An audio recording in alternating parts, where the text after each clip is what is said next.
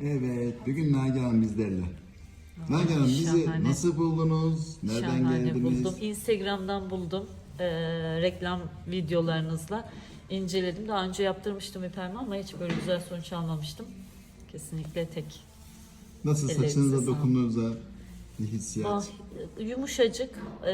Ne spreyi hissediyorum ne köpüğü. Gayet güzel.